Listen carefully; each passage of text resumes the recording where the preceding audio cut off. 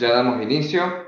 Gracias a los que se han conectado al segundo módulo de este webinar de dolor. Si quiere, doctor.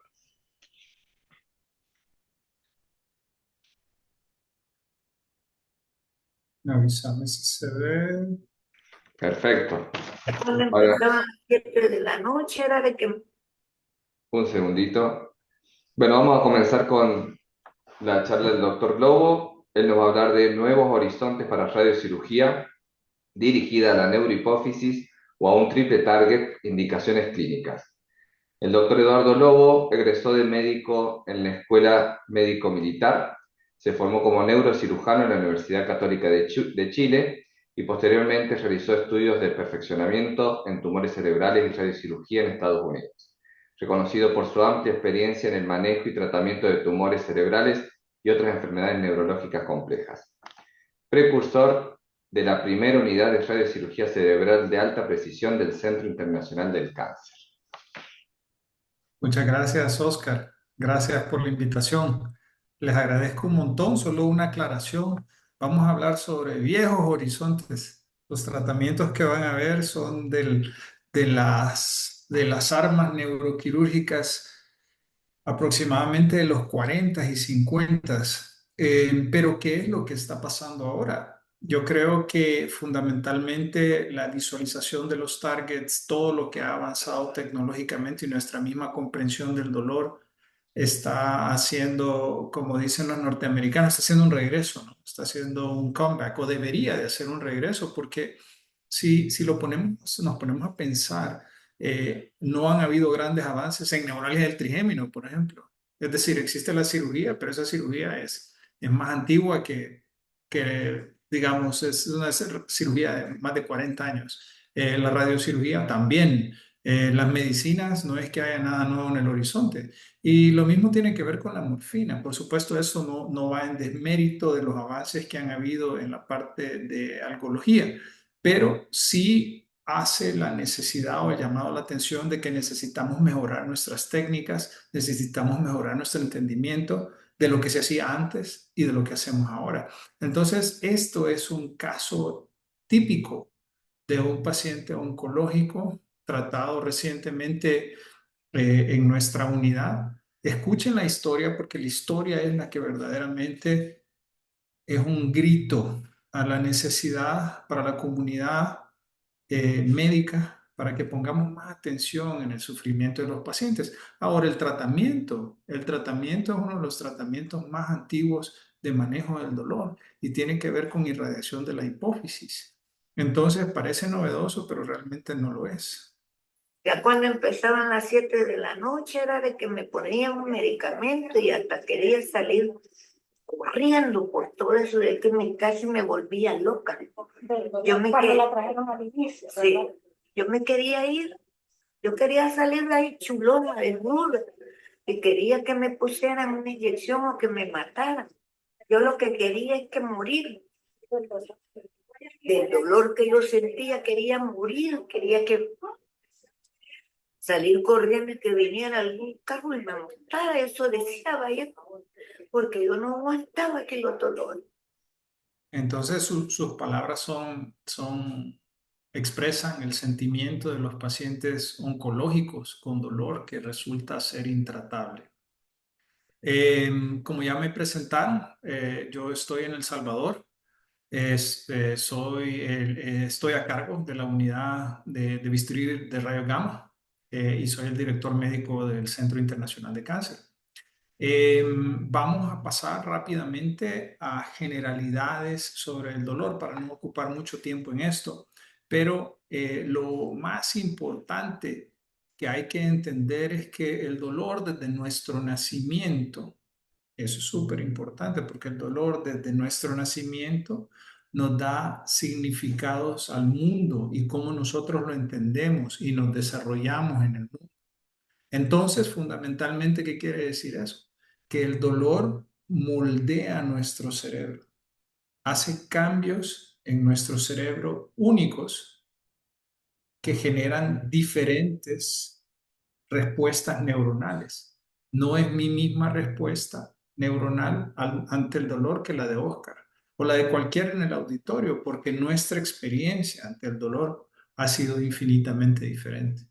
Entonces, eso tiene que ver con conceptos fundamentales que nosotros como neurocirujanos hemos de alguna manera abusado del término, en otras veces no, pero hemos abusado del término de que su dolor se centralizó. Y eso es cierto, eso es exactamente lo que pasa. El dolor pasa de estar de un estímulo periférico permanente ahora a un estado neurológico permanente. Entonces, ese cambio estructural en el cerebro es el cual nos obliga a empezar a pensar en un abordaje del dolor mucho más multimodálico, mucho más complejo que ir a quitarle un vaso sanguíneo que está encima de un nervio. Entonces, para no entrar mucho en detalle, pero simplemente recordar de las vías anatómicas del dolor, existe un tracto lateral y un tracto medial. Y cada uno de esos se encarga de diferentes cosas. En el caso del tracto lateral, de la vía lateral del dolor, esa va directamente conectada a mi área sensitiva de la corteza. Es decir, si a mí me pinchan, yo sé la intensidad de ese pinchón y a dónde exactamente fue. Ahora, en la vía medial, que es una parte muy interesante, es la vía que tiene que ver con qué siento yo en relación a ese pinchón. Ahí es a donde entran todos los procesos cognitivos, emotivos, sobre qué siento sobre ese dolor. Entonces, una tiene que ver con el sitio del dolor y la otra tiene que ver con la sensación del dolor. Pero existe una tercera vía, que es la vía descendente. Y la vía descendente tiene que ver con la sustancia principalmente periacueductal, pero con el cíngulo. Esto es importante porque son las bases anatómicas de las razones por qué irradiamos ciertas áreas. En primer lugar, como ya mencioné, las vías mediales las irradiamos a nivel del tálamo. Las vías periféricas, por supuesto, ustedes lo saben, lo tratamos a nivel del nervio. Pero si necesitamos algo más complejo, necesitamos ir al tablero principal, es decir, al tálamo. Y una vez del tálamo, tenemos otros targets que tienen que ver con la vía descendente. La vía descendente es la encargada de regular el dolor. Si la vía descendente está dañada o está alterada por cualquier razón, entonces lo que sucede es que la vía medial, el dolor se cronifica y se perpetúa. Entonces, de manera esquemática, esto es lo que estamos viendo. La vía lateral se encarga de la sensación dolorosa, la vía medial del sufrimiento y la vía descendente de la supresión del dolor. Si tenemos alteración en cualquiera de estas vías, tenemos la presencia de un dolor crónico. Y eso es importantísimo entender, porque puede existir dolor sin sufrimiento y también sufrimiento sin dolor. Y acá es a donde se empieza a entremezclar la complejidad de sentimientos alrededor del dolor. Y ya ahí empiezan a ver los cambios que nosotros conocemos como cambios emocionales, psiquiátricos o psicológicos, pero independientemente de cómo le queramos catalogar, son cambios estructurales a nivel cerebral. Y eso es lo más importante que hay que entender, que el cerebro cambia. Y este es un hermoso artículo, si lo pueden revisar para aquellos que los que le interese el tema y habla de una red, de un network de dolor, a donde ejemplifica en el modo en el cual el dolor se va cronificando y va cambiando la manera en la que yo pienso sobre el dolor. En el momento en el que yo cambio mi estructura social, mi estructura funcional en relación al dolor, cambió mi cerebro. Mi cerebro ya cambió, ya no es el mismo. Entonces, pensar que un solo target va a ser el resultado de todo esto es poco probable. En radiocirugía nervio periférico van a hablar extensamente sobre neuralgia del trigémino, así que no me voy a meter mucho en eso. Más allá de decir de que existen tratamientos que sí son novedosos o son más novedosos que los que yo voy a presentar, están a cargo de la doctora Kaori Barahona.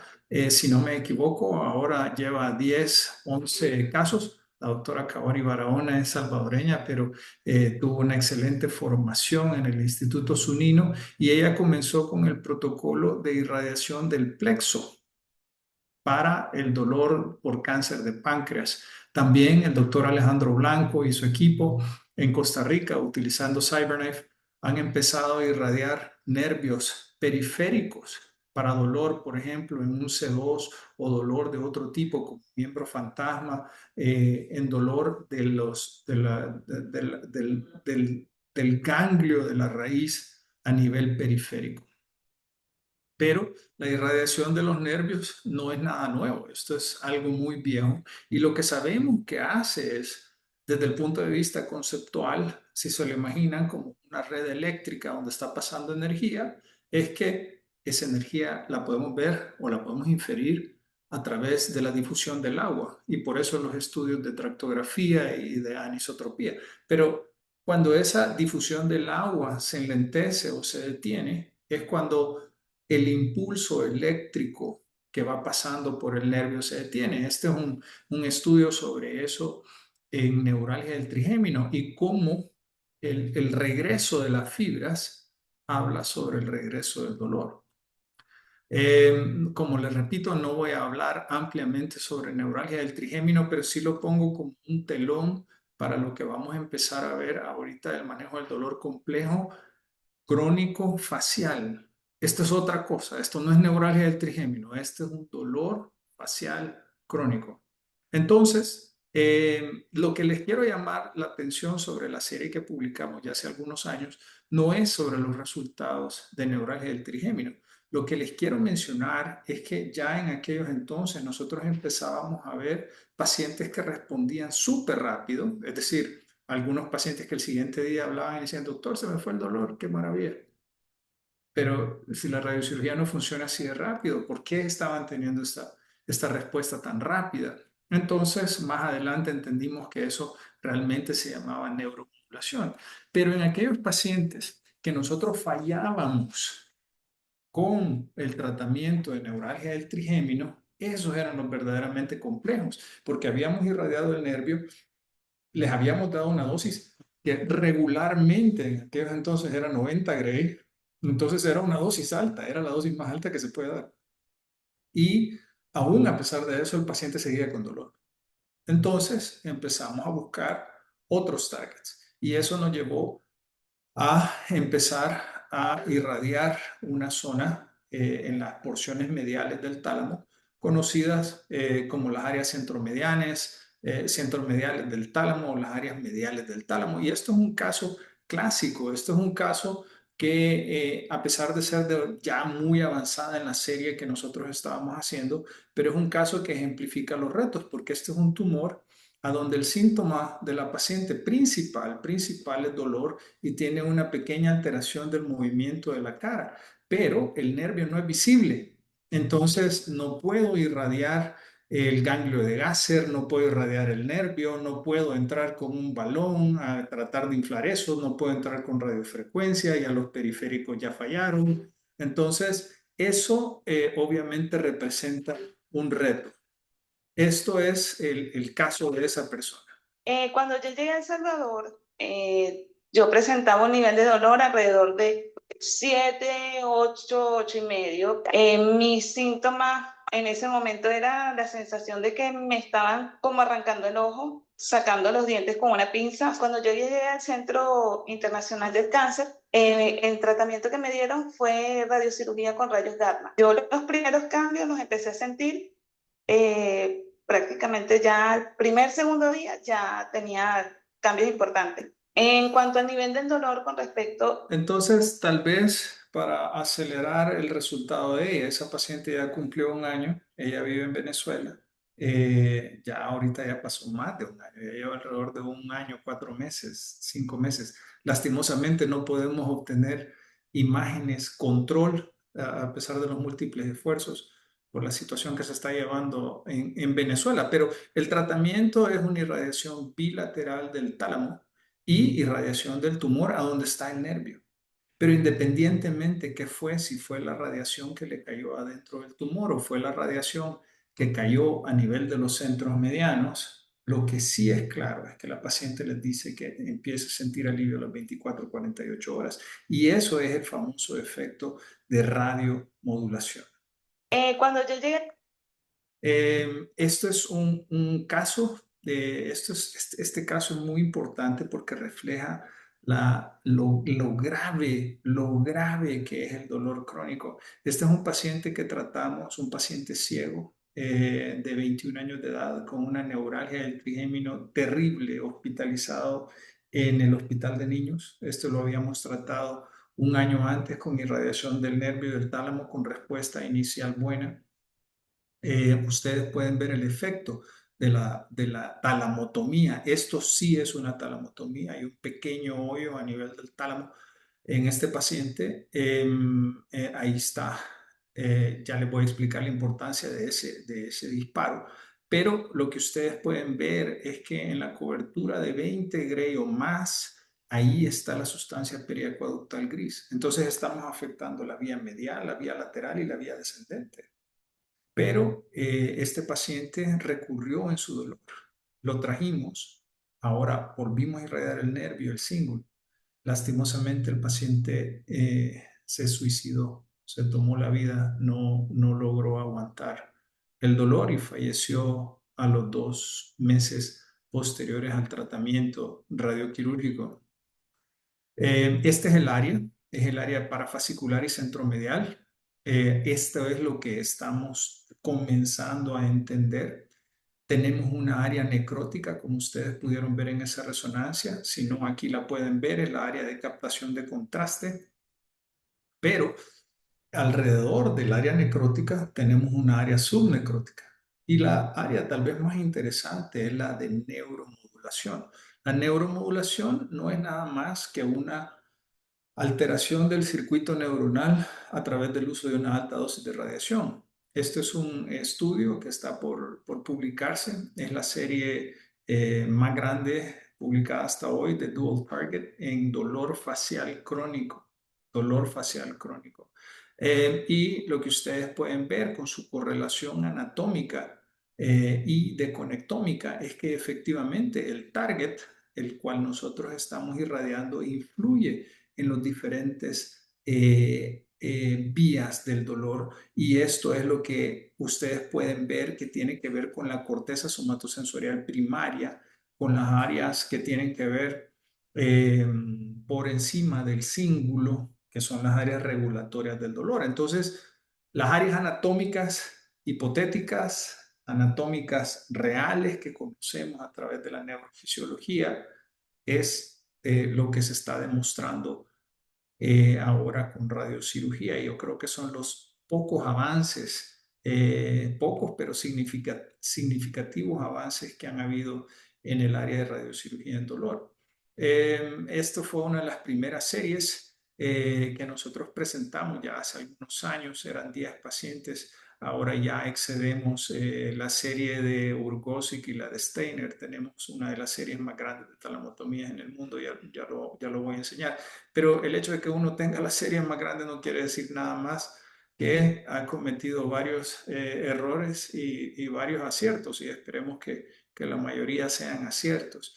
A través de eso vinieron varias publicaciones que tienen que ver con radiomodulación, que es un fenómeno que yo creo que vale la pena perseguir, vale la pena indagar desde el punto de vista científico, desde el punto de vista neurobiológico, entender los efectos de la radiación en circuitos neuronales, no solo en el caso del dolor, por supuesto, pero en otras patologías funcionales. Entonces, esto es un caso de una irradiación del nervio y del tálamo de manera simultánea. Es decir, se irradia el nervio y se irradia el tálamo en el mismo tiempo, por así decirlo.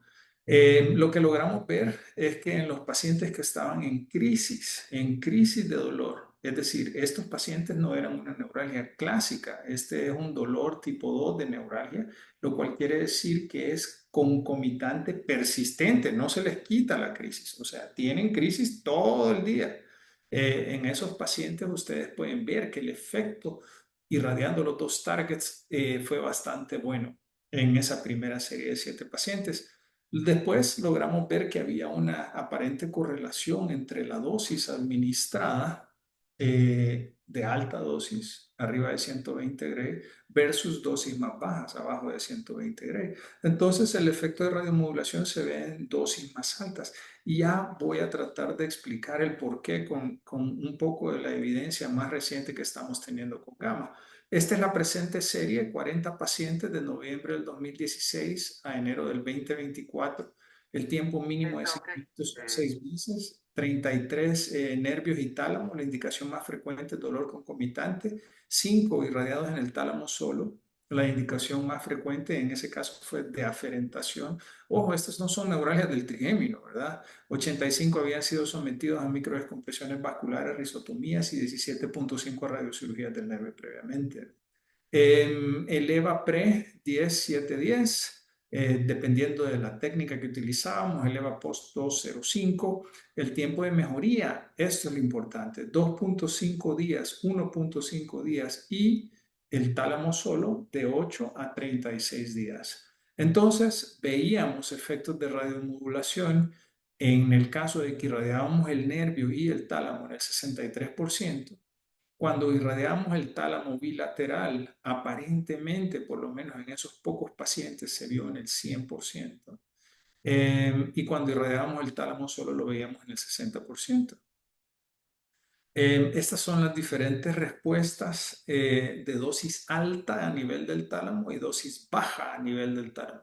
Y esto es a los 12 meses. Entonces ustedes pueden ver que el efecto benéfico de irradiar con mayor dosis en el tálamo es mejor que irradiar con menor dosis. Voy a avanzar un poco en honor al tiempo, pero esta es la evolución del dolor. Dosis alta es la roja y ustedes pueden ver la caída del dolor. Esto es a las 96 horas al mes, todavía hay un beneficio de haber irradiado con dosis altas y ese beneficio se empieza a igualar al mes 2, mes 3, mes 6, pero nuevamente al mes 12 ustedes ven que el efecto de irradiar el tálamo se mantiene sobre haber irradiado el tálamo con una dosis baja. Entonces, esto es tratamientos más recientes. Este fue el joven ese a donde irradiamos el nervio trigémino e irradiamos los cíngulos bilaterales. Pero este es uno, tal vez un caso un poco más interesante, no por la patología, sino que por el hecho de lo que ustedes van a ver. Esta es una radiocirugía al sistema límbico para dolor neuropático severo por tumor intramedular, recibió radiación y posteriormente se desarrolló un dolor intenso fuerte. Entonces, irradiamos el tálamo bilateral y el cíngulo bilateral, pero la irradiación al tálamo consistió en 120 Gray bilateral y la irradiación al cíngulo en 90 Gray bilateral, porque no estamos tratando de destruir el cíngulo, estamos tratando de modular el cíngulo. Entonces, vean, este es el control apenas a 2 meses y 15 días, que fue hace poquito, el primer control. Entonces, la idea con estos pacientes es controlarlos a 3 meses, 6 meses, 9 meses y un año. Pero si ustedes pueden ver, a donde irradiamos con 120 Gray ya empieza a haber captación de contraste. No sé si lo logran distinguir, pero créanme que hay captación de contraste a donde hay 80 Gray o más. Pero a donde irradiamos con 90 Gray, que son los cíngulos, utilizando el mismo colimador, no hay cero captación de contraste, cero.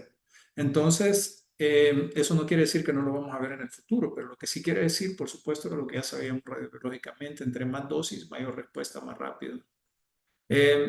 Ya para concluir o ir concluyendo, esta es la parte de la hipófisis del tratamiento inicial que vieron.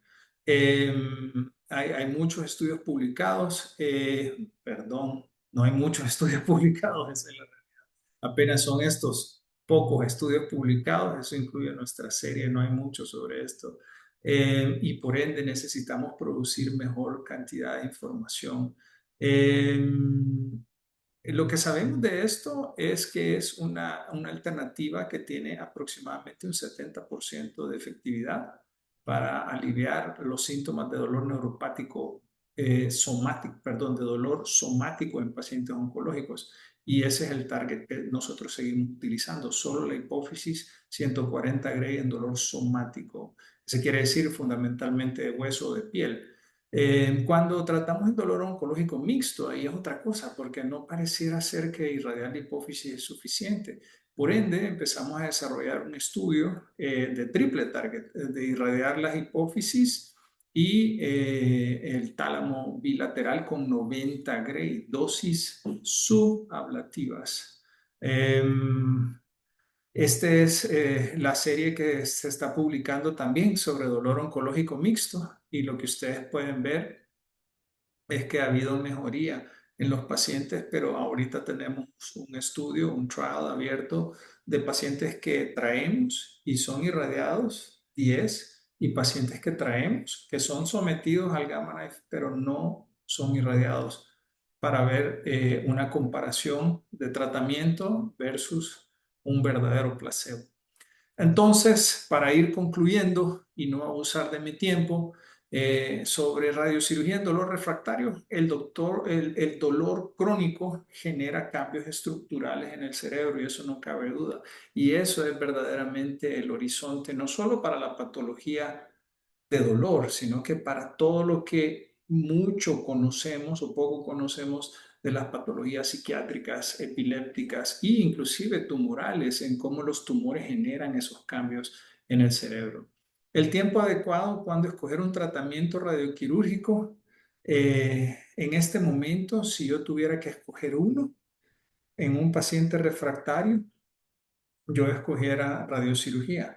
Por lejos, creo que es mucho más sencillo que estimulación cerebral profunda, mucho más barato. Creo que es mucho más seguro que radiofrecuencia y creo que hacer estos 4 targets con radiofrecuencia es viable, pero puede ser peligroso. Y el HIFU todavía no ha demostrado poder hacer una mezcla de modulación y radiación y tampoco puede irradiar eh, el nervio, por ejemplo, con alta frecuencia. Entonces, las dianas y sus posibles combinaciones aparentan varias periféricas centrales y esto involucra áreas endocrinológicas, límbicas, como ya ustedes empiezan a ver digamos, el seguimiento de la radiocirugía límbica, ¿no? Entonces, no cabe duda de que existen dosis capaces de modular y no necesariamente destruir, pero lastimosamente no las conocemos todavía. Entonces, muchísimas gracias por permitirme estar acá y deduzco que las preguntas van a ser para más tarde. Bueno, muchísimas gracias, doctor Lobo. Para nosotros siempre es un gusto tenerlo dentro de nuestros disertantes, así que muchísimas gracias por su participación y también por cumplir el tiempo que en estas jornadas son tan importantes. Sí, vamos a dejar todas las preguntas para el final, así que invitamos a todos los que están conectados que vayan dejando sus preguntas en el chat. Ahora vamos a ir con la segunda disertación por parte del doctor Daniel Venencia, que él nos va a hablar sobre procedimiento y técnica con radiocirugía basada en Novalis más Element para tratar neuralgia del nervio trigémino.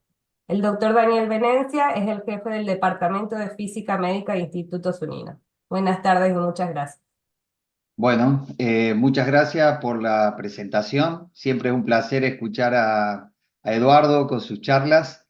Realmente son muy buenas y una experiencia excelente. Bueno, yo me voy a focalizar en radiocirugía con acelerador lineal para el tratamiento de neuralgia del trigémino. Para empezar, podemos decir que cuando vamos a hacer este tipo de tratamiento con acelerador lineal, tenemos que ver qué es lo que vamos a requerir. Y podemos pensar que necesitamos una visualización de imágenes de alta resolución, tenemos que visualizar un volumen que es muy pequeño, un nervio, tenemos que tener adecuada fusión de imágenes y como sabemos nosotros, la resonancia magnética y en especial las imágenes de difusión, imágenes de TI, sufren grandes distorsiones geométricas que tienen que ser corregidas. El paciente requiere un adecuado sistema de inmovilización y el posicionamiento es esencial. Tenemos que delimitar los órganos a riesgo y para esto, dado que tenemos gran cantidad de imágenes, necesitamos algún proceso de autosegmentación automática. Vamos a necesitar un acelerador lineal, pero no cualquier acelerador lineal, sino que un acelerador lineal que tenga precisión estereotáxica. Necesitamos un sistema de planificación, un tratamiento que va a ser guiado por imágenes para distintos ángulos de la mesa y tenemos que poder seguir a nuestro paciente. Para comenzar, podemos decir que vamos a utilizar múltiples sets de imágenes. La alta resolución de estas imágenes es esencial, ya que si contamos con una imagen de tomografía, por ejemplo, que tiene una distancia entre cortes grande, ya tenemos una imprecisión y un error que va a estar asociado a la entrega del tratamiento. De ahí entonces es conveniente la utilización de tomografías con distancia entre cortes menores a 1 milímetro. La resonancia magnética va a ser la imagen base y de referencia. Para esto es conveniente, justamente para tener buena resolución, utilizar imágenes de resonadores de 3 telas. Y para el tratamiento en particular de la neuralgia del trigémino, las imágenes tipo Fiesta o Balance, dependiendo del equipo con el cual uno va a trabajar, son esenciales, pero también es importante contar con angioresonancia, ya que existe una componente vascular que es importante de tener en cuenta. Esto se mostró ayer en los procesos de cirugía para descompresión vascular del nervio trigémino. Y necesitamos imágenes de difusión, DTI. Como ustedes saben, estas imágenes dependen la cantidad de direcciones que uno va a utilizar, es la precisión en el cual se van a poder obtener justamente las fibras nerviosas. Ahí, como podemos ver en esta imagen, el compromiso vascular es importante y justamente las imágenes de TI y la delimitación o la generación de fibras nerviosas en el nervio trigémino dan una importancia a justamente la posición. Y tal como mostró el doctor Lobo, justamente esta disminución o una alteración en el factor de anisotropía justamente tiene una relación directa con una información sobre la integridad funcional del nervio trigémino y son valores que uno va a establecer a la hora de poder definir la fibra que pasan por el ROI que involucra al nervio trigémino. Pero justamente hoy en día la realidad aumentada nos permite una mejor visualización de estos volúmenes y justamente nos permitirían en especial poder tener una mejor visualización espacial y también poder evidenciar justamente el conflicto vascular. Y como podemos ver, ciertas herramientas actuales que tienen que ver con realidad virtual, podrían justamente darnos una ayuda en la adecuada delimitación del nervio trigémino. Cuando hacemos una fusión de imágenes, el primer tipo de fusión que vamos a hacer es una fusión tipo rígida, o sea, con información mutua que pertenece a ambos sets de imágenes. Pero como decíamos, estas imágenes, en especial las imágenes de difusión, tienen un alta componente de una deformación geométrica. Si esto no es corregido, entonces la posición de las fibras nerviosas van a estar mal definidas. Entonces las imágenes de resonancia deben ser corregidas justamente por la deformación geométrica. El paciente va a tener, como sabemos, en un acelerador lineal, vamos a utilizar una máscara, ya los sistemas fijos a la calota craneana ya no se utilizan, los tipos frame, sino que se utilizan estos tipos frameless. Y las imágenes, primero, el posicionamiento del paciente es esencial, ya que el paciente debe tener una deflexión alineada con la línea ACPC para una mejor visualización. Generalmente vamos a utilizar estas máscaras que se denominan 4pi, que no tienen un soporte en la parte posterior, ya que nos van a permitir una mayor posibilidad de incidencia. Las máscaras de radiocirugía son máscaras que contienen un molde posterior, pero también un molde anterior, y ese molde anterior puede ser cerrado o abierto en el caso de que necesitemos hacer una anestesia del paciente, hacer el tratamiento, como podemos ver en esa imagen. La estructura de carbono que va a sujetar esta máscara es muy importante, ya que tiene que tener una rápida fijación, y esto justamente nos va a abolir o disminuir la posibilidad de colisión. Como decimos, necesitamos delimitar los órganos a riesgo. Para esto, los sistemas automáticos basados en inteligencia artificial para la delimitación automática de los órganos a riesgo, pero también de los núcleos basales, es importante. Y si vamos a utilizar justamente las fibras nerviosas, es muy importante poder tener de sistema con sistemas que nos permitan justamente a través de la delimitación de núcleos basales o a través de la selección de Roy, poder delimitar las fibras nerviosas y justamente ver la difusión del agua en esa región que vamos a ver, y así poder delimitar esta fibra. Tal como se puede ver en esta publicación, vemos que el equipo de tratamiento, hay múltiples equipos de tratamientos que podemos utilizar, pero son equipos de tratamiento que tienen que tener una precisión estereotáxica. Algunos de estos equipos, que se conocen como equipos dedicados, que solamente pueden hacer este tipo de tratamiento, en nuestro caso vamos a utilizar un acelerador lineal, el cual puede ser utilizado para otro tipo de patología. Esta ventaja en especial también nos trae justamente una mayor exigencia en lo que son los procesos de control de calidad, ya que va a ser un equipo que va a sufrir más estrés porque va a ser utilizado para otro tipo de aplicación. Por lo general, las dosis que vamos a entregar en un punto en la zona de dosis máxima varían entre 75 y 90 Gray, y por lo general el cono de 4 milímetros es el cono de elección. El sistema de colimación con conos físicos es de gran ventaja, ya que sería una colimación cuaternaria, está por debajo de los colimadores primarios. Nosotros hace tiempo hicimos un trabajo junto con Néstor Vaca de Colombia, comparando distintos sistemas de colimación, ya con un colimador HD y con un microcolimador multilámina, y obviamente si acercamos el sistema de colimación al isocentro vamos a tener una mejor delimitación y una mejor definición de la penumbra. Los conos físicos obviamente necesitan como mandatorio tener sistemas de verificación tipo como sistemas de código de barra, que nos van a permitir verificar que el cono colocado en el acelerador es el adecuado. Pero la precisión estereotáxica del acelerador lineal en este tipo de procedimiento debe ser verificado antes de cada procedimiento.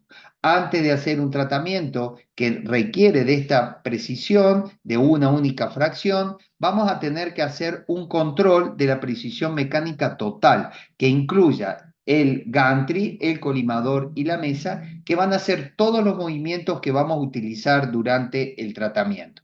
La elección de la energía, obviamente actualmente los equipos cuentan con haces sin filtro aplanador, con unas altas tasas de dosis. ¿Sí? Nosotros hicimos un trabajo comparativo entre 6XFFF y 10XFFF, y obviamente el aumento de la tasa de dosis trae una reducción en el tiempo de tratamiento, y si bien trae un ensanchamiento en la penumbra que se puede ver en este gráfico de acá de los perfiles acá abajo, esto no tiene un impacto en la distribución, ya que vamos a utilizar distintos arcos. Obviamente esto habría que considerar si esto tiene algún impacto, un tema actual en investigación sobre la dosis total entregada. Pero cuando vamos a hacer este tipo de tratamientos con un acelerador, es esencial poder caracterizar adecuadamente al haz de radiación. Justamente el hecho de utilizar un cono que tiene un tamaño fijo, nos permite una adecuada caracterización por los TPR, una adecuada caracterización por los perfiles, que van a ser perfiles únicos los que tengo que determinar, y así también con los factores de campo. Entonces, uno puede justamente con algoritmos de cálculo de dosis muy simples, basados en parámetros, poder definir la dosis en cualquier punto a partir de estas mediciones. Obviamente, estos algoritmos de cálculo simple van a asumir que la dispersión secundaria se puede asumir que es constante independientemente de la posición, con lo cual un único perfil nos daría la información adecuada. En el caso del sistema de planificación de Element, este es un sistema de planificación que se basa en plantillas, tanto de geometrías como de tratamientos, donde uno va a definir la cantidad de arcos que va a utilizar, de qué forma se va a hacer la prescripción de la dosis, y entonces, una vez elegido el isocentro, uno puede hacer un cálculo de la distribución.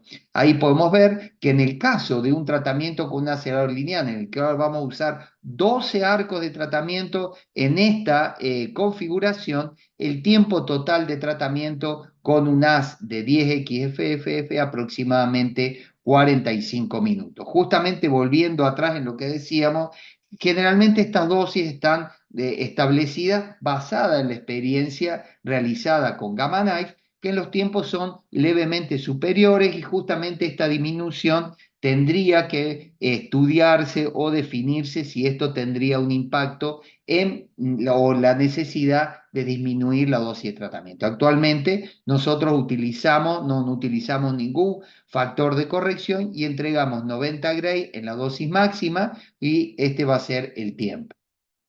La posición del isocentro es una responsabilidad médica, sin embargo, digamos, la mayoría de las revisiones indican que si uno aumenta la longitud del nervio irradiado, va a tener tasas similares de eficiencia, pero va a haber, mientras más largo el volumen uno irradie, va a haber un incremento en la toxicidad.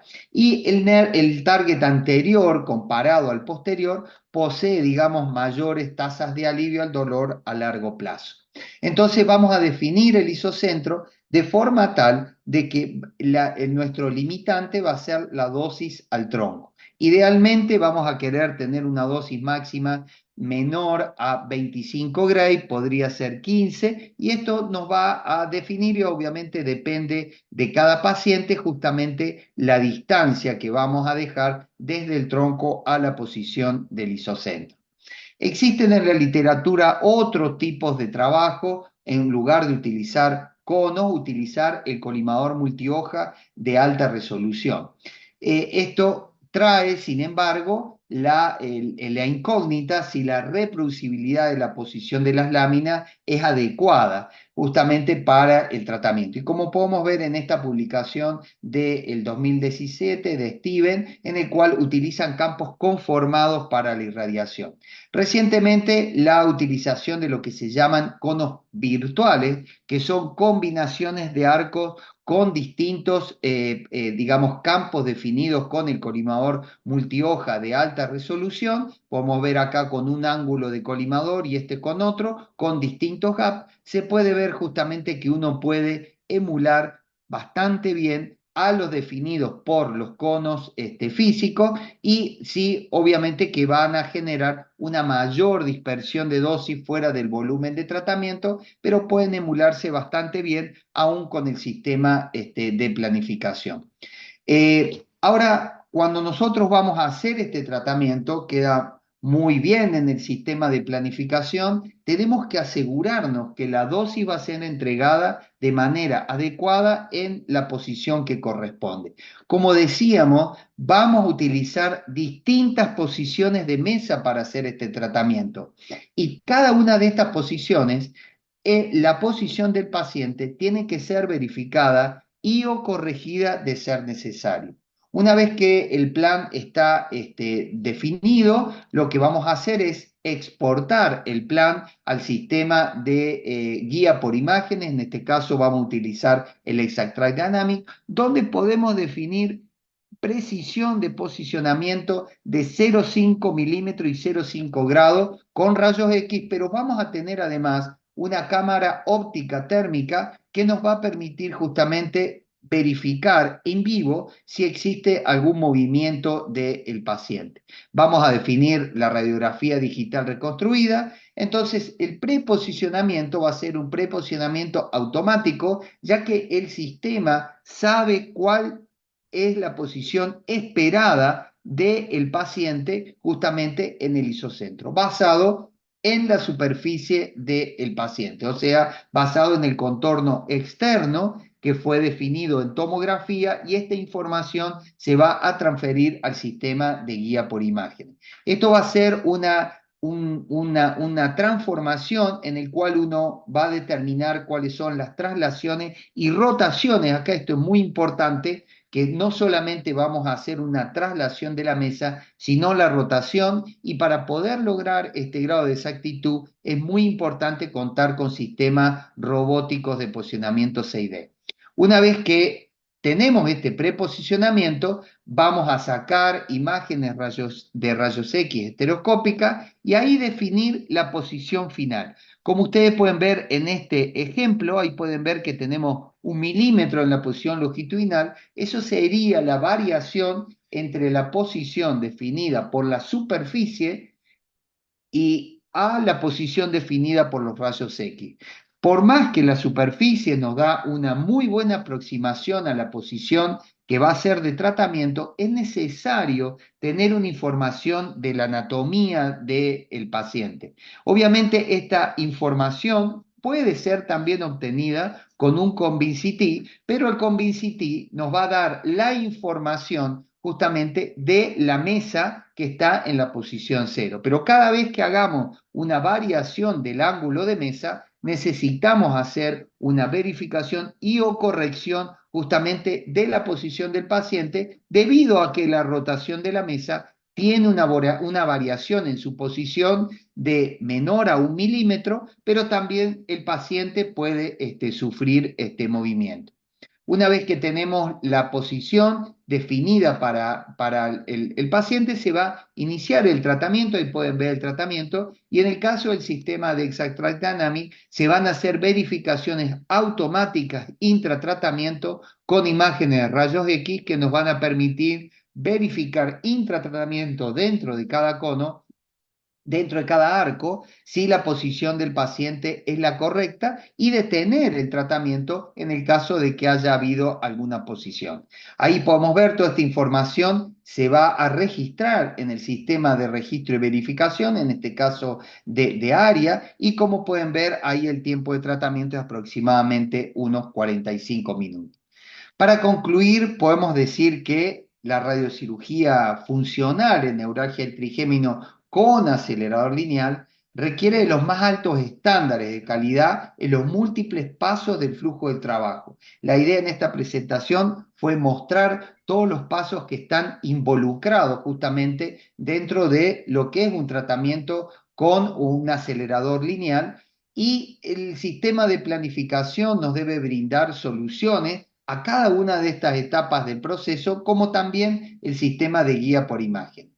El tratamiento con acelerador lineal requiere un control de la posición y corrección intratratamiento para todos los ángulos de mesa. No basta justamente si tengo un haz de radiación que tiene un diámetro de 4 milímetros y yo hago una rotación de mesa, voy a tener errores que van a ser aproximadamente de 0,5 milímetros dependiendo de la variación que tenga la posición del eje de la mesa, que tienen que ser verificados y o corregidos de ser necesario. En el caso del sistema Exact Dynamics como guía por imágenes, nos permite obtener una información de la superficie óptica y térmica y información radiológica estereoscópica.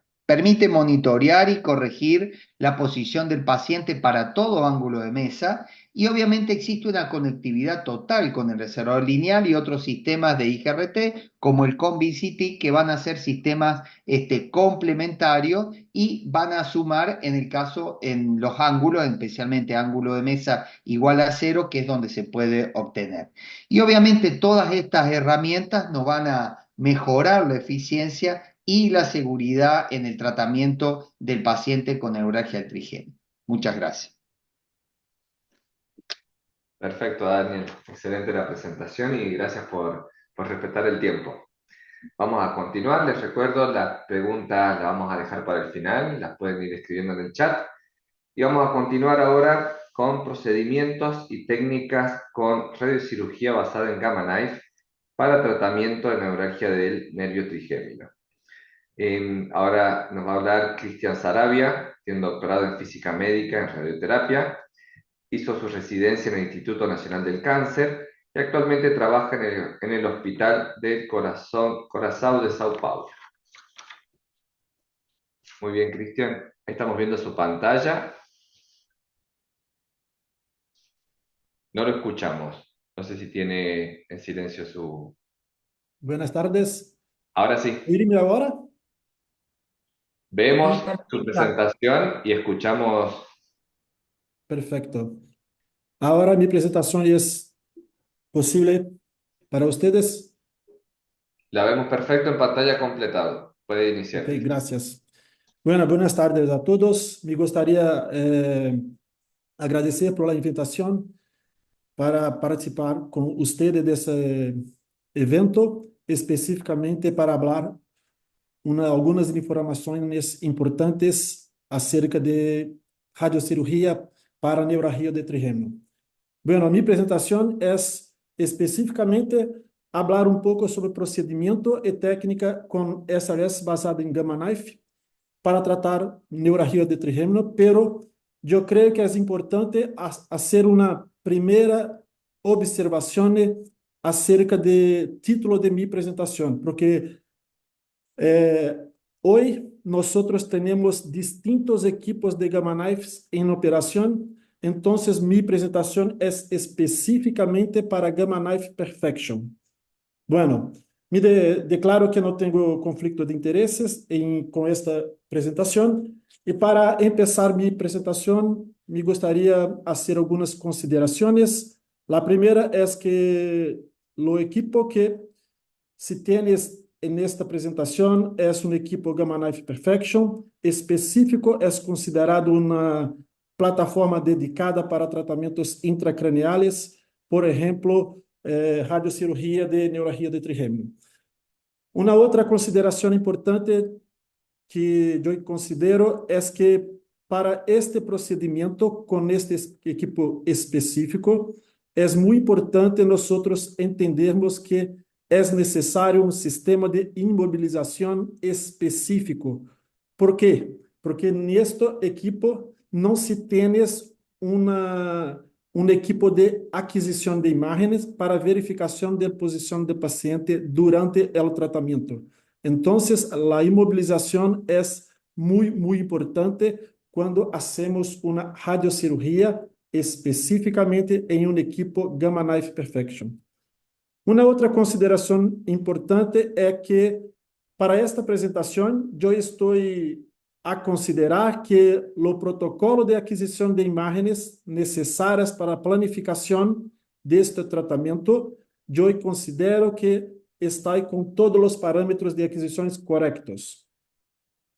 Bueno, este é um equipo Gamma Knife Perfection, onde nós podemos entender que há duas partes principais, sistema de posicionamento do paciente e uma unidade de radiação.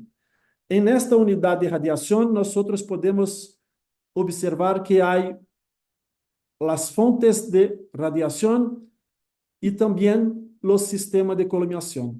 Bueno, acá se tienes para este equipo específico 192 fuentes de radiação. Entonces, nosotros podemos utilizar simultáneamente 192 haces de radiación para un tratamiento con este equipo. Bueno, la forma que la colimación podemos utilizar con este equipo es una proyección cónica o similar a un sistema de cono físico para que nosotros podamos interpretar la forma de los haces de radiación que podemos utilizar en este tratamiento.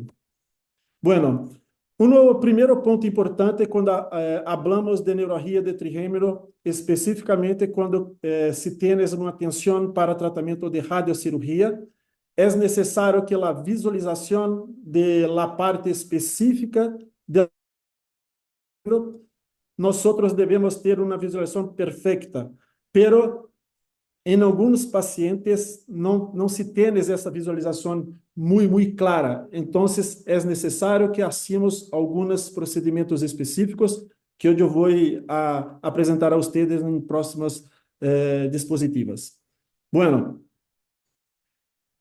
o primeiro passo que temos quando falamos de uma neuralgia de trigêmero com um equipo Gamma Knife Perfection é que nós devemos nos atentar para uma distância mínima que se tienes entre o ponto que definimos a prescrição de las dosis e a base do marco. Aqui nós podemos observar, mirar que se tienes um marco, um sistema de imobilização específico para este equipo.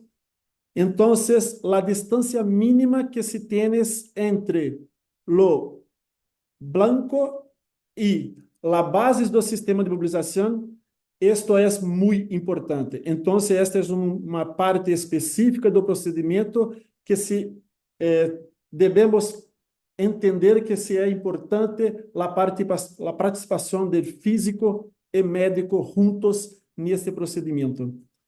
Por que isto é importante? Porque para algoritmo de cálculo de doses é importante que se tenha essa distância para que haja uma consideração correta do cálculo de dose propagada em todo o volume da cabeça do paciente e também para o cálculo da atenuação da radiação quando incidimos os haces em paciente.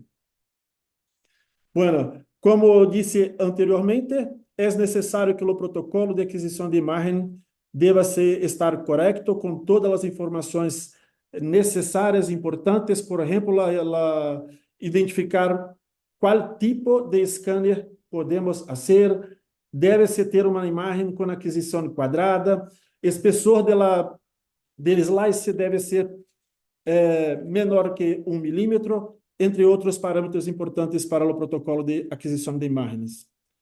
Bueno, então, agora nós podemos observar que o próximo passo é definirmos um espaço estereotáxico, pero para definir este espaço estereotáxico com precisão, é necessário uma imagem com qualidade adequada. Então, podemos observar acá que a identificação de todos os fiduciales externos acerca do paciente devem ser identificados com precisão, então a imagem deve ser com uma boa resolução. Bom, quando falamos em equipo Gamma Knife, nós podemos definir o espaço estereotáxico utilizando, por exemplo, uma imagem de TAC ou uma imagem de ressonância magnética. Pero nós podemos utilizar também as duas imagens juntas. Então, este é um passo distinto de quando falamos com radiocirurgia que em acelerador linear. Bueno, quando nós hacemos a reconstrução do espaço estereotáxico, nós devemos fazer uma fusão de imagens, como Daniel disse anteriormente, todos os pontos importantes dessa etapa do procedimento. Acá, com o equipo Gamma Knife, não é distinto. Devemos ter as imagens com a boa fusão e correção de distorções. Todos estes parâmetros são fundamentais para uma boa identificação do punto de prescripción de la dosis como de órgano de riesgos. Bueno, acá es un ejemplo que nosotros tenemos una imagen de un paciente que no es bueno a la visualización del nervio trigémino. Entonces, o que podemos hacer para que podemos identificar con precisión la región de nervio trigémino que nosotros debemos definir la prescripción de la dosis? Uma característica importante com um sistema de planificação para Gamma Knife é nós utilizarmos a linha ACPC. O que é isto? Nós podemos definir uma linha que entre a comissura anterior e a comissura posterior do cérebro. Então, acá nós podemos observar que podemos definir o ponto, que é a comissura anterior, e também definirmos o ponto que é a comissura posterior. Com esta definição, nós podemos, então, alinhar a imagem com esta linha ACPC, então é possível visualizar melhor o nervo trigêmino. Acá arriba temos uma imagem quando não alinhamos a imagem com a linha ACPC, e acá abaixo quando alinhamos a imagem com linha ACPC. Então, é possível observar que nesta imagem a visualização é mais clara. Bom,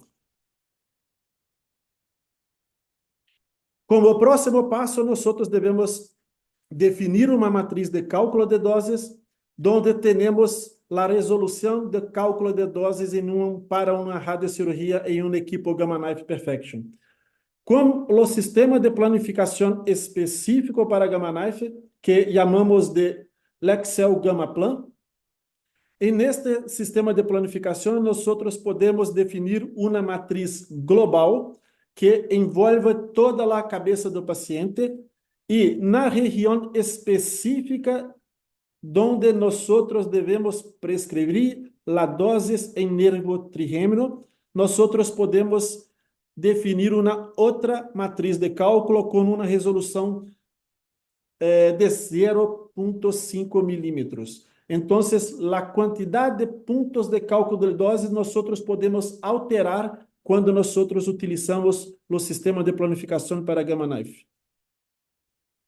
Bueno, a planificação especificamente, nós podemos fazer diferentes metodologias. Acá é possível mirarmos 3 possibilidades de posições de isocentro de radiação. Quando falamos em Gamma Knife, o termo isocentro é mais comum que algumas pessoas chamam de shot. Então, devemos definir a posição de um shot na região específica do nervo trigêmino. Por exemplo, acá podemos utilizar essa posição ou a posição mais intermédia, pero cada posição nós temos uma coordenada X, uma coordenada Y e uma coordenada Z.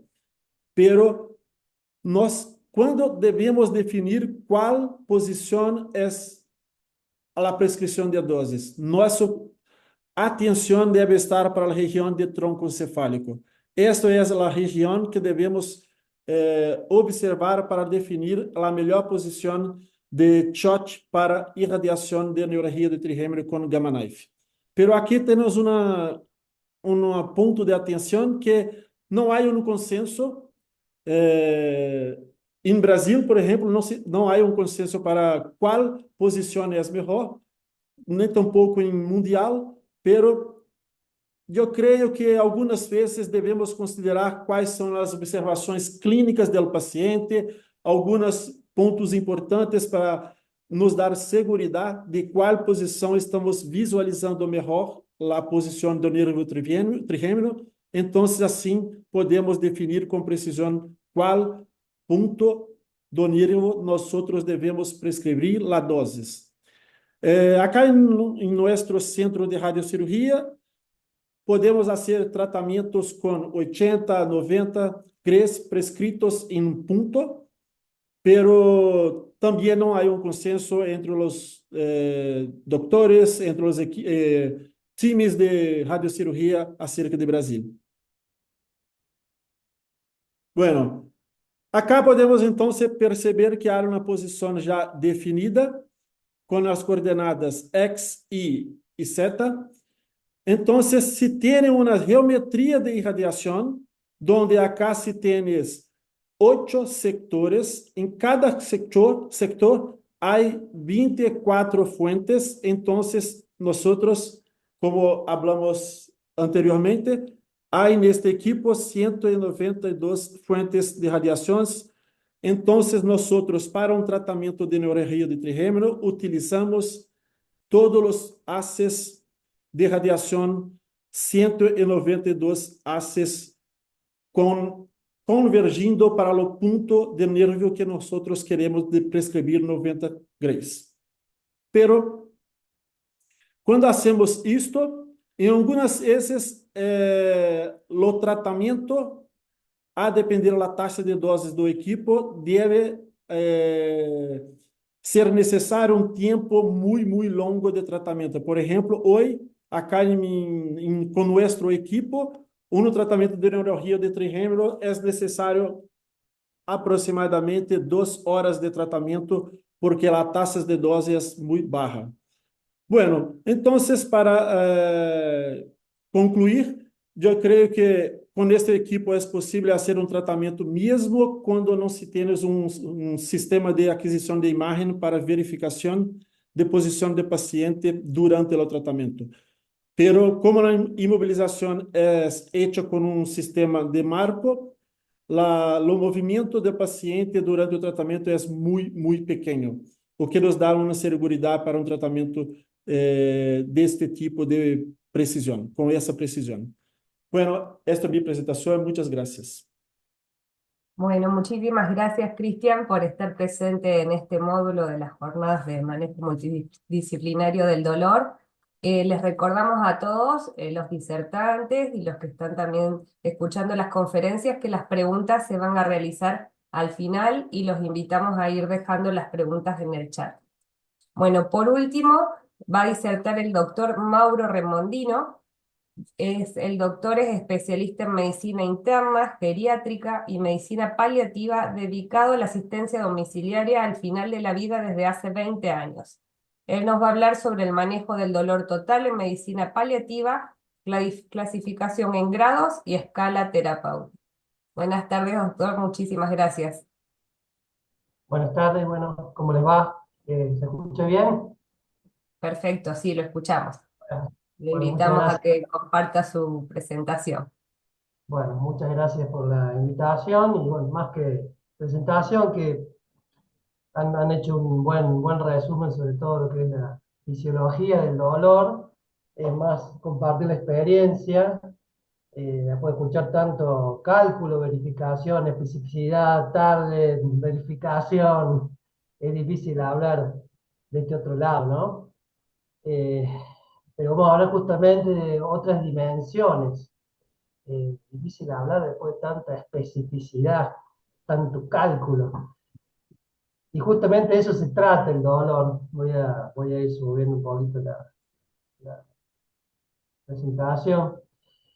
De otras dimensiones, que si bien el doctor Lobo muy bien lo pudo resumir recién, de la neurofisiología, estuvo muy bueno. Lo quiero yo ahondar un poquito más en otros aspectos y contarles primero, para poder entender esto, de la medicina paliativa muchas veces no se entiende o se tergiversa o nos llevan a otras funciones que no son nuestras, pero a veces nos hacen hacer cosas que no son nuestras, pero no queda otra y las hacemos. Hacemos dolor crónico muchas veces sin ser algólogos, ¿no? Por ahí le compete más a los anestesiólogos, pero bueno, no nos queda otro y lo hacemos nosotros muchas veces, justamente porque buscan ese otro componente o esa otra dimensión del dolor. Nosotros más acostumbrados a ver la parte psicológica, la parte social, la parte espiritual, eh, y por eso nos van buscando cada vez más a nosotros. Es una realidad. Tiene que ver con cuestiones culturales o no, pero bueno, justamente el dolor se enfoca desde ese punto de vista, de estos otros factores. Y así se define el dolor, un cambio grande en la definición del dolor de 2016, y ahí se englobó lo que es el dolor total. En la definición se cambió y se agregó otros factores, otras dimensiones, como es la dimensión emocional, cognitiva y social, y tiene que ver justamente con estos centros del dolor que involucra el sistema límbico también, en la percepción del dolor. Eh, y antes de entrar bien en esto, justamente les quería contar un poquito esto de qué hacemos los colectivistas y dónde lo hacemos. Muchas veces nos llaman y nos buscan en dónde tienen el consultorio. El consultorio es en el domicilio del paciente, porque el paciente ya no se quiere movilizar. Y eso también habla de otra dimensión del dolor. El tema de movilizarse, el hecho de tener que movilizarse ya es un dolor para el paciente. Ya viene con una experiencia, como la misma definición del dolor lo dice, una experiencia dolorosa de haber pasado por un montón de tratamientos, de que le estén hinchando las venas, de que estén haciendo la quimio, con una deserción muchas veces de los tratamientos, con una deserción de la vida, con una información que quizás se brindó y no se pudo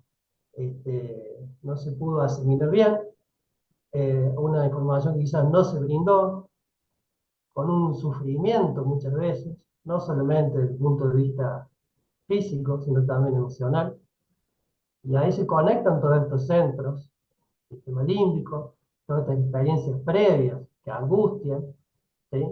Y que hacen que esta percepción del dolor sea mucho más intensa, mucho más duradera, y todo va englobándose en esta definición del dolor. Está todo en la definición. Si uno la lee, dice que es una experiencia, porque deja un aprendizaje a partir de una situación, y también vienen ya con experiencias previas de dolor. Muchas veces creen que han vivido la experiencia de otros pacientes con cáncer y saben que el dolor está, y eso ya es un condicionante de cómo lo van a vivir ellos también. Y todo esto tiene sus centros, si lo vemos en la neurofisiología, que se conectan. Por eso también trabajamos en equipo, la cuestión multidimensional, con los psiquiatras, con los psicólogos, porque muchas medicaciones que utilizamos por el dolor nos sirven para actuar en estos centros que lo mismo usan los psiquiatras, para potenciar tanto los efectos antidepresivos, y a su vez los antidepresivos nos sirven para el dolor. Entonces es un trabajo multidimensional. Como verán, tenemos muchos factores y todo se entrecruza. Y como les decía, y mezclando un poco todo para después poder ir fragmentándolo, el paciente nos llama para que vayamos a su casa. Lo que más derivan no son los médicos, sino que la derivación es de boca en boca. Si bien hace muchos años que yo me dedico exclusivamente a esto, la derivación sigue siendo más del familiar que atendimos y que le recomienda a otro familiar, que de los médicos en sí. Hay mucha cuestión cultural todavía instaurada, aunque va aumentando la derivación de los médicos, gracias a Dios. Pero ese es otro factor social y cultural y de la misma educación médica que hace que la derivación sea muy tardía.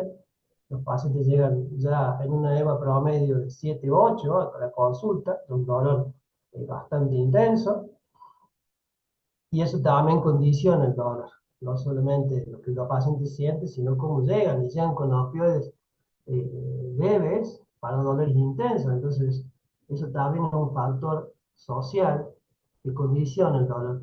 Y les diré que lo más fácil de tratar en medicina paliativa es el dolor físico.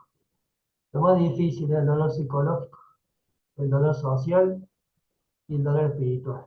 El dolor físico se calma. Hoy acabo de ver y aprender mucho de los nuevos métodos que tenemos, y de la farmacología tenemos muchísimos más. Pero lo más difícil de calmar es el dolor social y tiene que ver con lo administrativo, tiene que ver con lo económico, tiene que ver con un montón de tabúes culturales, tiene que ver con un montón de cuestiones que no se pueden cambiar y los médicos no podemos hacer mucho con eso. Eh, y tiene que ver que a pesar de todo eso, porque estamos siempre en el último eslabón, sobre todo los colectivistas, cuando no hay más nada para hacer, no tenemos que abandonar, siempre tenemos que consolar, siempre consolar. Entonces, para ir entrando ya en temas, el dolor tiene múltiples dimensiones, algunas escapan a nosotros. Para el dolor físico tenemos un montón de cosas para paliarlo desde el punto de vista farmacológico, desde el punto de vista de intervencionismo, pero hay otro dolor que es más difícil, y es el más difícil de todo, pero el cual no podemos abandonar nunca el paso. Siempre el consuelo, y si no hay consuelo, a veces el consuelo está en el consuelo, digamos, del consejo, está por lo menos el consuelo de la presencia, que sepan que uno está ahí acompañado. Para avanzar un poquito, como decía la definición, tenemos múltiples dimensiones. Tenemos un dolor físico, un dolor psicológico, social y espiritual. Vamos a dejar el físico el último, que por ahí es lo que más quieren escuchar. El dolor social se evidencia en las preocupaciones del paciente, sobre todo esto lo podemos ver en los extremos de la vida o en el medio también. Por ejemplo, los pacientes jóvenes, se ve comúnmente, pacientes jóvenes con hijos, de golpe encuentran su proyecto de familia, no pueden ver a sus hijos crecer, su familia, de golpe sus finanzas quedan totalmente alteradas, pierden su trabajo, sus roles de padres y sus roles de trabajo también, su prestigio laboral, su posición social, y muchas veces se ve también en los adultos mayores el temor al abandono y el aislamiento. Sobre todo, yo también soy geriatra, veo el temor, y sobre todo aquellos ancianos que no tienen familia, el temor a este abandono y el aislamiento. El dolor psicológico, como decía, muchas veces el enojo, el fracaso terapéutico, y muchas veces también ese enojo por la falta de información, o la información que se dio, pero mal dada, ¿no? La información es un proceso, la información es un arte, hay que darle tiempo al paciente para procesar la información, ¿no? Y eso es un arte, se va dando de poco, se le da tiempo al paciente a procesar y se le vuelve a interrogar de poco. Y a veces hasta preguntar si quiere saber el paciente que tiene. Y darle tiempo, verlo para verbal, no invadir con información para decir, bueno, cumplí, ya le dije, ya está. No sirve, no sirve. Tomarse el tiempo para ver al paciente, conocerlo y verlo para verlo, en los gestos, en la cara, en qué siento con ese paciente. Involucrar los sentimientos de uno no está mal. En todo caso, uno se va a ver mucho más tranquilo y con el alma en paz. Y se va a hacer mucho más ágil. Pero no darle información de golpe, ya está, cumplí, le dije, me voy. No es así. Se le pregunta si quiere saber, y si quiere saber, se le da tiempo, se le da una parte, se le deja procesar, y se le da tiempo porque el paciente pregunta. El paciente que pregunta es paciente que está preparado para recibir más información, porque ya procesó lo anterior y está preparado para más. No dar para cumplir y nada más. El retraso en los diagnósticos tiene mucho que ver también con las cuestiones logísticas, obras sociales y demás, cuando las cosas se retrasan por cuestiones burocráticas. La creación de la imagen, sobre todo las cirugías mutilantes, de mamas, las colostomías, ¿sí? Ni hablar de la pérdida de miembros. ¿Sí? La ineficacia dificulta el acceso al servicio de salud, como bueno, acabamos de decir recién, el miedo al dolor y a la muerte, y el sentimiento de desesperanza. Todo esto calma mucho cuando saben que hay un médico que se va a hacer cargo, que hay una enfermera que va también a responder, que el fisio va a ir y va a charlar, lo va a ayudar a levantarse, a cambiar de lugar en la casa, a tomar un poquito de aire, ¿sí? Que hay un equipo que va a apoyar, que va a ir también el psicólogo a echar un rato, que va a poder contar sobre los errores que tuvo en su vida, y que va a poder acomodar también a su familia, que se va a ayudar, que va a animarse a hablar con ese familiar que tiene ganas de hablar antes de irse, ¿sí?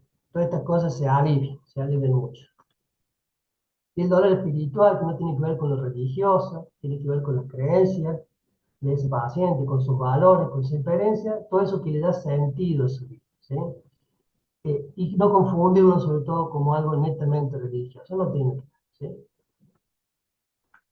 Y el dolor físico, que como le decimos recién, esto sí lo podemos explicar más de la neurofisiología, pero tiene mucho que ver cómo el paciente después percibe y expresa su dolor.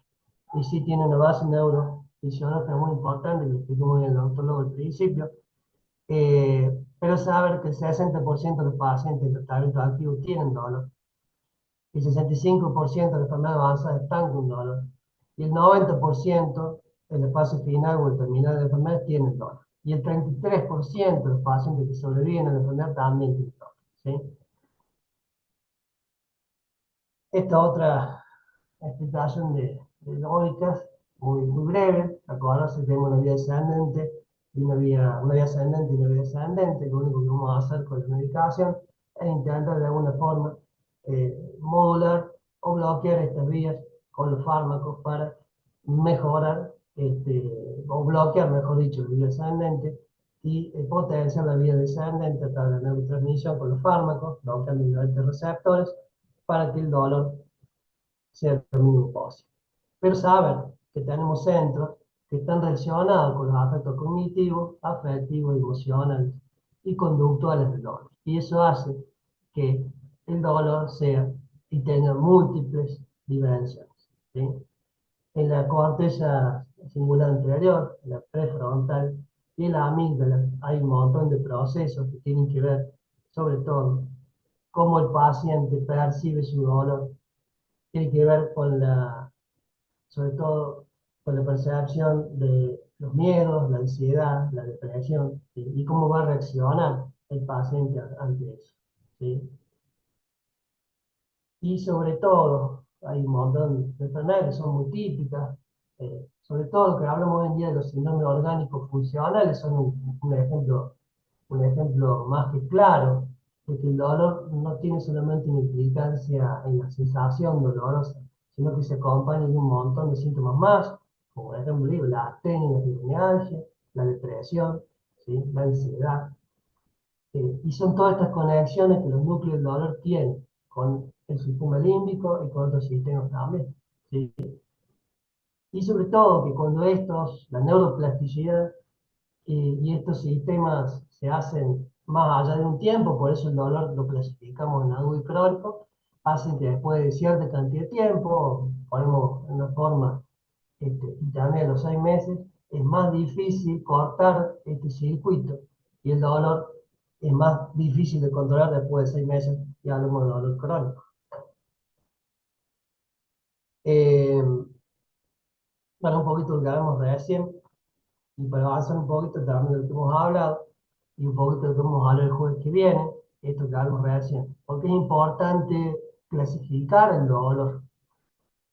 Por este punto que hablamos recién de que el dolor agudo y crónico, la diferencia es que en el dolor crónico, estos centros que hablamos recién, empiezan a hacer cortocircuitos, que después son muy difíciles de controlar, y que ya tienen una carga de emociones mucho más difíciles, donde tenemos que empezar a interactuar ya con otro tipo de fármacos, con tipo de adyuvantes, que son los psicofármacos, y otro tipo de técnicas, ¿sí?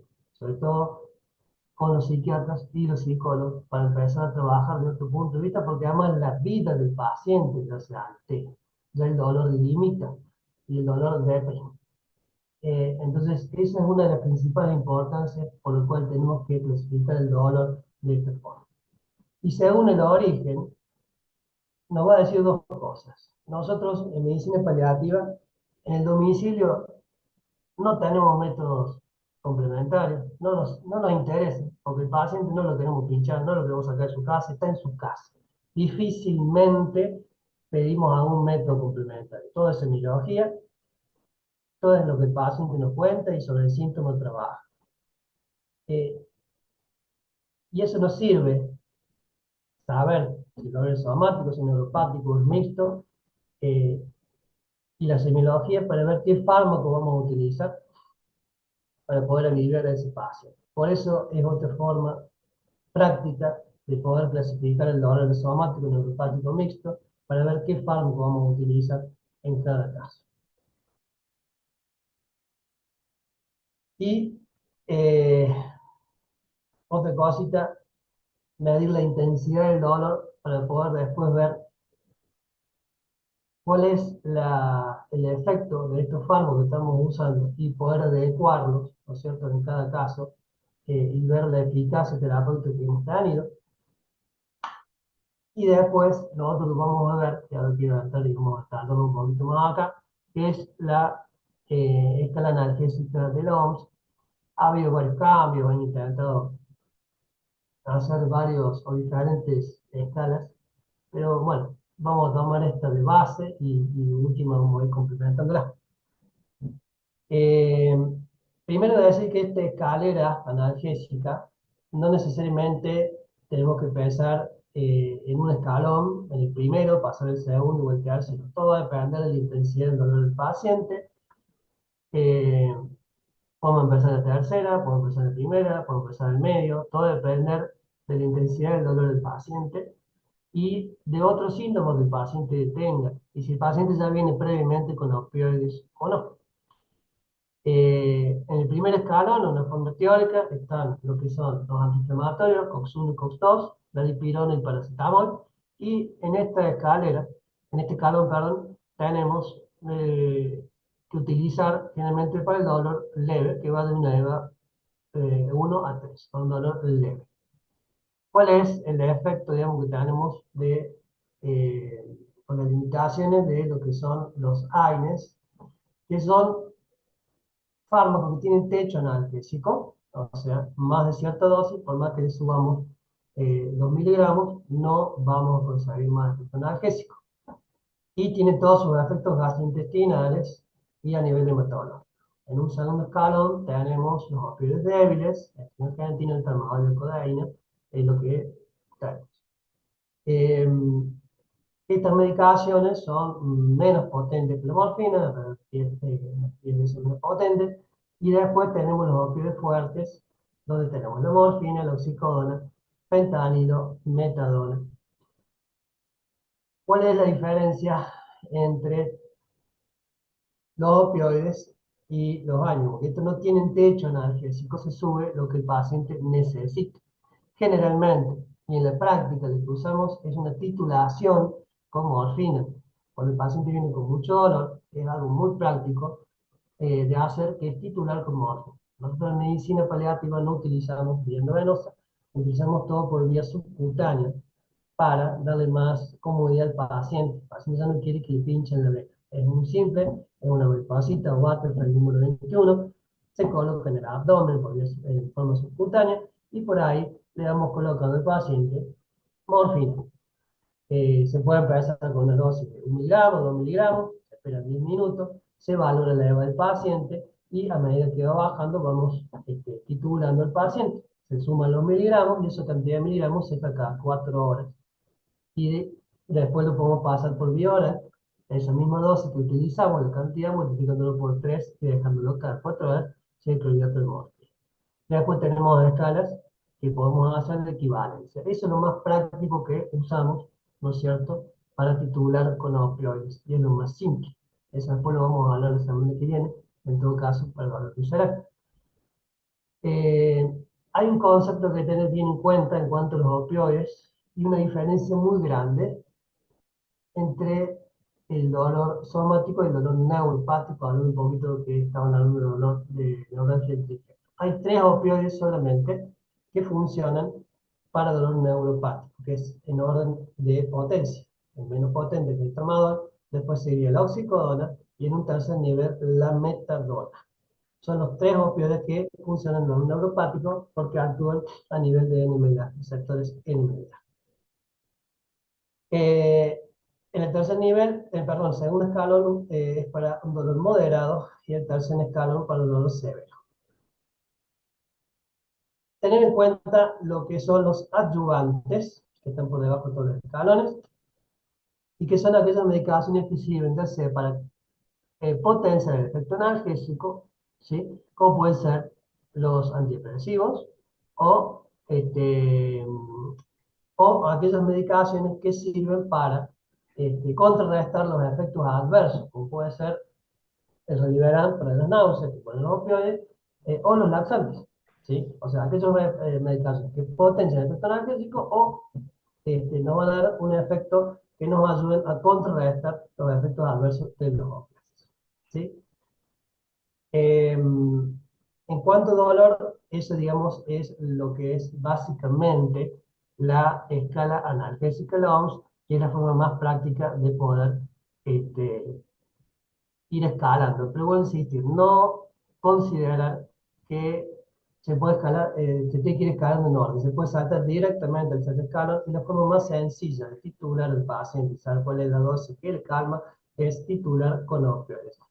Una ampolleta de turbina con morfina se va colocando de 1 a 2 miligramos, se espera 10 minutos, se le pregunta al paciente si le calma, si no le calma, se vuelve a repetir y así hasta llegar a una dosis total.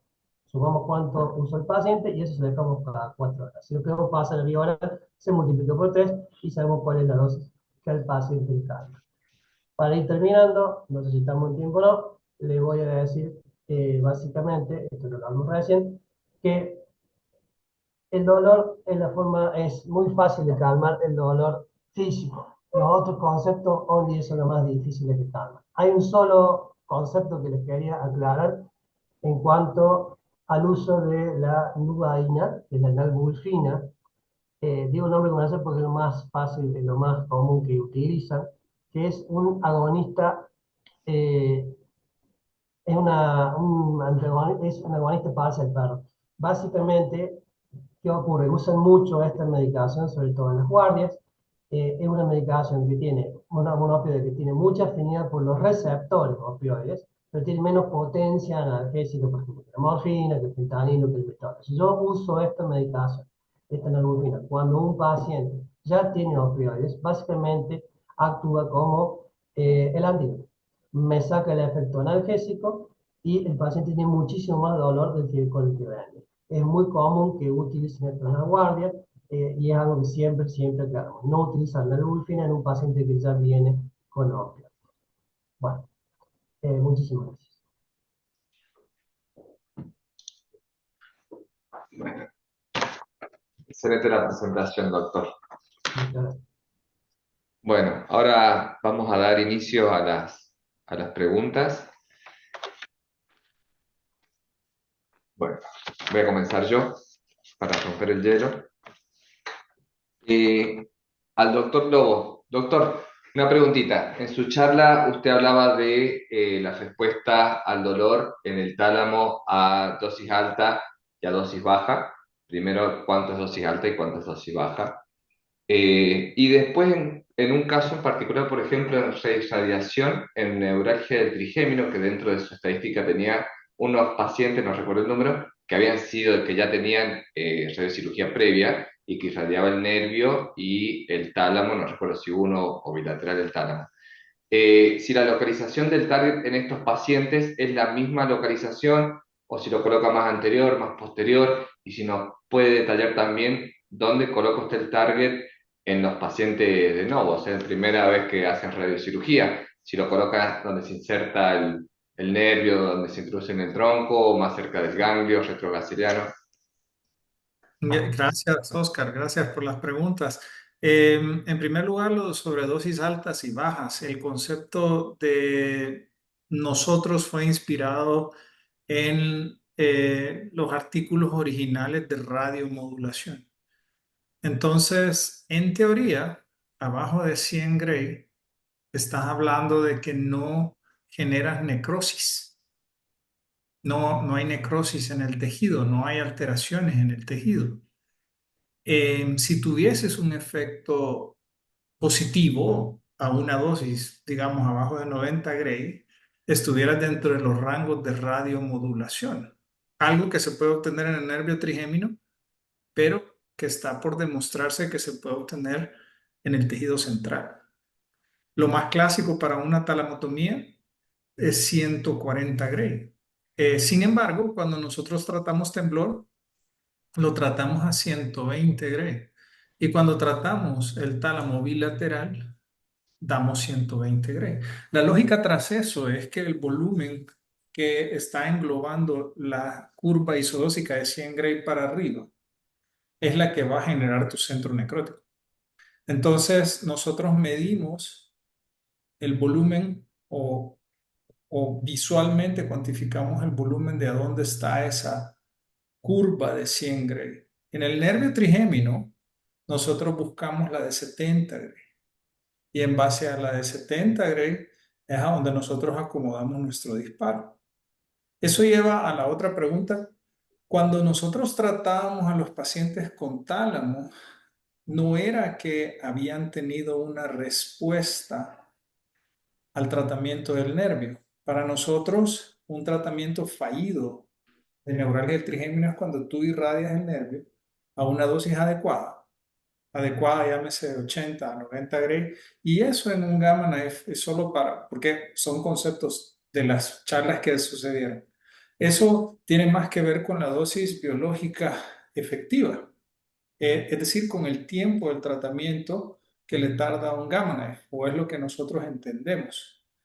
Digamos, en los tiempos prolongados de 2 horas, por supuesto que la lógica, no digamos que la lógica, sino que una parte de la evidencia que tenemos es que la dosis biológica efectiva no es la misma que un tratamiento, por ejemplo, ahora que yo tengo recién cargado el Icon. Un tratamiento de una neuralgia del trigémino dura 32 minutos. O sea, un Gamma Knife es muy rápido entregando un tratamiento de neuralgia del trigémino, 32 minutos. Entonces, si tú entregas la misma dosis en 32 minutos versus si tú la entregas en 2 horas, pudiera ser que el efecto clínico que obtengas sea diferente. Por ende, ahorita nosotros estamos prescribiendo 80 Gray. Cuando nuestro Gamma Knife se va disminuyendo su tasa de dosis, vamos incrementando la dosis física que le entregamos al nervio. Y eso lleva al último punto, ¿a dónde? Nosotros, te voy a decir que de manera desordenada, pero no era tan desordenada, sino que yo me había entrenado, había estado en Pittsburgh y había estado en Marseille. Entonces, Marseille clásicamente hace un disparo retrogaseriano atrás de donde está el ganglio de Gasser. Y Pittsburgh, junto con otros como la Cleveland Clinic, hacen un disparo al DRES, o sea, a donde el nervio entra al dorsal root entry zone, al tronco. Entonces lo hacen cerca de eso. Entonces, casi que al inicio de nuestra experiencia empezamos a colocar uno y uno para ver cuál nos funcionaba mejor. Y de eso hicimos una publicación y para nosotros el mejor target es el retrogaseriano, no el DRES. El retrogaseriano es mejor. No sé si con eso contesto las preguntas. Y en caso de reirradiación, doctor, ¿lo pone también retrogaserial? No, lo colocamos, ahora sí ya nos vamos hacia la porción medio cisternal, si se puede, o al DRES. Y cuando nosotros nos referimos al DRES en nuestra práctica, es que con un Gamma Knife queremos que la curva de 20 Gray esté adentro del tronco. O sea, querés que la curva de 20 Gray roce el tronco. Gracias. Bueno, yo voy a continuar con una pregunta para Cristian. Cristian, ¿estás ahí? Si podés activar tu audio. Sí, claro. Bueno, Cristian, nosotros sabemos que, siguiendo un poco lo que decía el doctor Lobo hablando del CyberKnife, que es el gold estándar. ¿Vos pensás que con otro tipo de tecnología podríamos obtener las mismas distribuciones de dosis? Sí, exacto. Yo estoy participando de un trabajo con Daniel Venecia, pero yo creo que es importante hablar un poco más sobre algunas informaciones importantes. Daniel puede complementar que, por ejemplo, con Gamma Knife, cuando nosotros no consideramos la tasa de dosis baja, el tiempo de tratamiento es muy, muy pequeño, como el doctor Lobo dice, pero cuando pretendemos hacer una planificación para un acelerador lineal, un LINAC, es importante, por ejemplo, que se tenga una tasa de dosis alta, porque la combinación de ACEs para se obtener una misma distribución de dosis, cuando hacemos una comparación con Gamma Knife, es necesario un número grande de ACEs, de haces o arcos para que se tenha uma distribuição adequada. Por exemplo, na face do tronco encefálico, por exemplo, em outras partes de cérebro. Então, eu creio que é possível obter uma mesma distribuição de doses, mesmo não sendo um equipo gold standard, pero si tienes una tasa de dosis más alta, es posible reducir el tiempo de entrega de las dosis, entonces más es beneficio, yo creo que es posible hacer el tratamiento con otras plataformas. Perfecto. No sé si Daniel quiere hacer algún comentario al respecto, que usted mostró que las irradiaciones las hacemos con FFF. Bueno, justamente el tema que uno tiene con un acelerador lineal es que vamos a tener distintas posiciones de mesa. No estamos irradiando todos los haces en el mismo momento.